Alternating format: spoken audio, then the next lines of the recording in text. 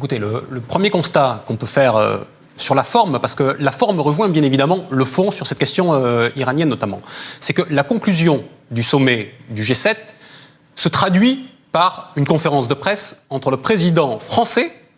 qui accueille le G7 et le président des États-Unis d'Amérique. Autrement dit, le G7 est réduit finalement à redonner une centralité aux États-Unis. Et au-delà de toute la dimension d'entre-soi qui est apparue lors de cette conférence de presse, où il a été beaucoup question des premières dames et toutes les visites locales sur place, on voit que Emmanuel Macron ne s'est pas contenté d'être le gentil géo parce qu'ils étaient à Biarritz et le simple médiateur, mais il a redonné une centralité aux États-Unis d'Amérique et il s'est fait le premier porte-parole de Donald Trump à la fin de ce G7. Écoutez, c'est lui quand même qui réhabilite la situation pour les États-Unis sur la question de l'accord avec l'Iran, ou plutôt du désaccord avec l'Iran. On a entendu Emmanuel Macron venir dire que le président Trump avait toute légitimité à rompre l'accord parce qu'il avait derrière le vote des Américains. On l'a entendu dire que le président Trump avait d'une certaine façon légitimité à remettre en question l'accord sur le nucléaire iranien parce que cet accord n'aurait finalement pas été aussi bon que ça, et d'ailleurs la France aurait été